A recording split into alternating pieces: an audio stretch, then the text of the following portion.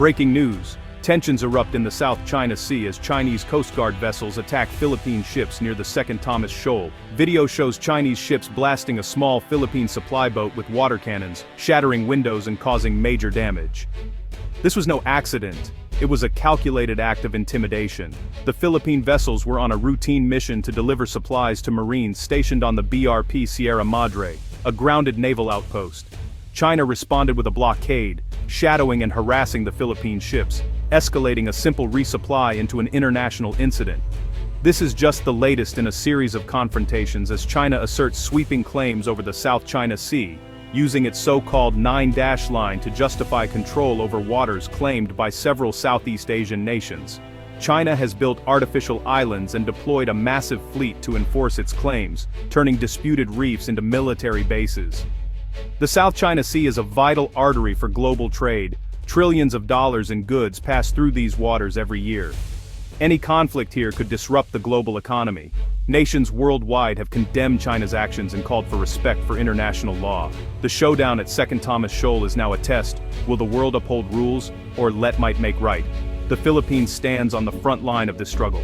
The world is watching. The stakes are high, not just for the Philippines, but for the entire region.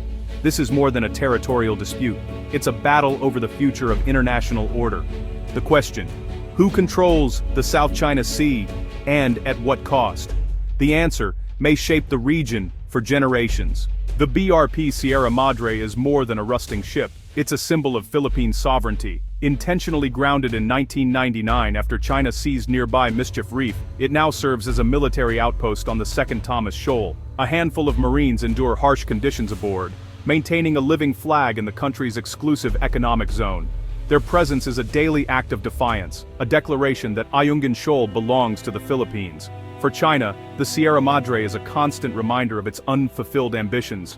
Beijing demands its removal, claiming it's an illegal occupation, but no such promise was ever made by the Philippines. China allows food and water but blocks repair materials, hoping the ship will crumble, and the Philippine presence will fade. This is a war of attrition. China avoids open conflict but applies relentless pressure. The blockade of resupply missions is designed to make holding the outpost too costly. Yet, the image of the battered ship has become a rallying cry for Filipinos. It's a symbol of resistance against a much larger neighbor. The Sierra Madre stands as proof that the Philippines will not abandon its maritime rights. Every day it remains is a victory for Philippine resolve. The struggle over this ship is about more than territory. It's about national pride and the right to stand firm. In the face of overwhelming odds, the Sierra Madre endures. And so does the spirit of the Filipino people. After the water cannon attack, China accused the Philippines of being a troublemaker, blaming external powers, a clear jab at the US. President Marcos responded, "We will not be intimidated." He defended the Philippines' actions as peaceful and legal, highlighting that the real provocation was China's blockade and use of force. Marcos anchored his argument in international law, citing the United Nations Convention on the Law of the Sea and the 2016 Hague ruling. He challenged China to justify its actions with legal arguments, not threats. This was a defining moment for Marcos, signaling a new, assertive foreign policy. Unlike his predecessor, Marcos refused to trade sovereignty for economic deals. He built a coalition of support based on shared values of peace and respect for law. The diplomatic clash was more than words, it was a battle of worldviews. The Philippines stood firm, demanding respect and the rule of law. The world took notice. The Philippines' strongest weapon isn't a warship, it's the 2016 Hague ruling. In 2013, the Philippines sued China under UNCLOS, the global treaty governing the seas. The tribunal ruled decisively. China's nine-dash line has no basis in international law. Second Thomas Shoal and Mischief Reef are within the Philippines' exclusive economic zone. China rejected the ruling, calling it a mere piece of paper, but under international law, it's final and binding. By ignoring the verdict, China undermines the very legal order it helped create. For the Philippines, the ruling is a diplomatic and moral shield. Every patrol and protest is backed by international law.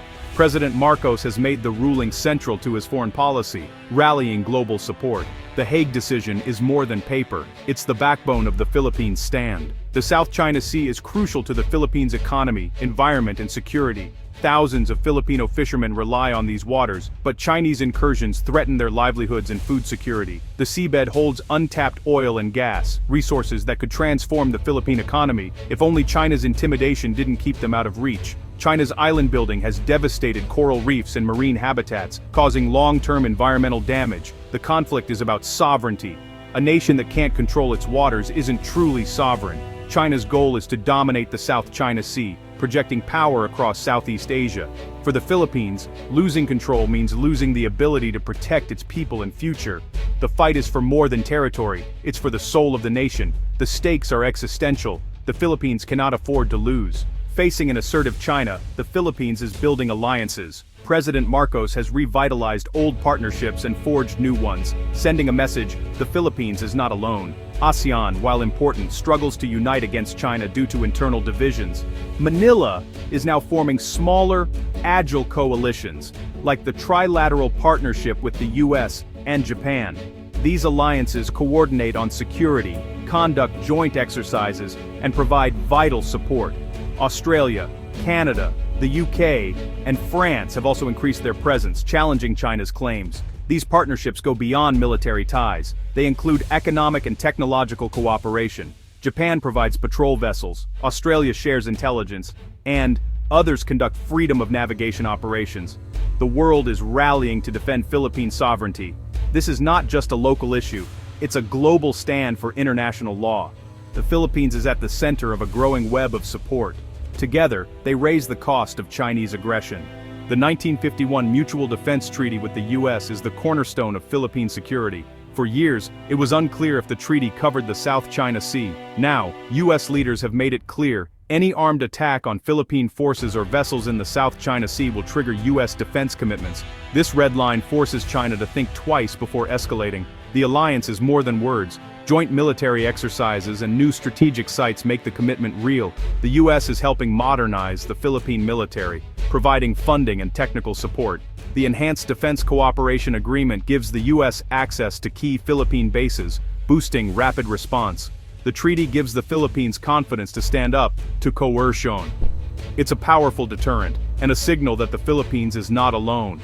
The message: an attack on the Philippines is an attack on the United States. The Philippines knows alliances aren't enough. It must defend itself. The country is modernizing its military, focusing on credible minimum defense. The Navy now fields modern frigates and fast missile boats, while the Coast Guard receives advanced patrol vessels from partners. Asymmetric capabilities are key. The BrahMos supersonic missile system from India can target ships far from shore, deterring aggression. Investments in radar, drones, and surveillance aircraft boost maritime awareness. This modernization is a national priority, backed by political will and funding. President Marcos is driving the transformation, signaling self-reliance. The Philippines is no longer a passive victim. It's building a defensive shield, brick by brick. The message is clear: the country will defend its sovereignty. Every new ship, missile, and radar strengthens its position. The transformation is ongoing, but the resolve is unmistakable. The Philippines is ready to protect its future. The era of neglect is over. The Philippines has chosen principle over power, relying on law, diplomacy, and moral clarity. By grounding every action in international law, it claims the moral high ground. The Philippines' stand inspires other small nations facing similar threats. It proves that you can resist a superpower without resorting to war. By exposing China's tactics to the world, the Philippines forces the international community to pay attention. President Marcos envisions an Indo-Pacific ruled by law, not force. He calls for peaceful dialogue and respect for all nations, big or small. In global forums, Marcos is a leading voice for a rules-based order. The South China Sea dispute is about more than territory. It's about the future of the global order. The Philippines is defending not just its own sovereignty, but the principle that law should govern the world. In turbulent times, the Philippines stands as a beacon of hope.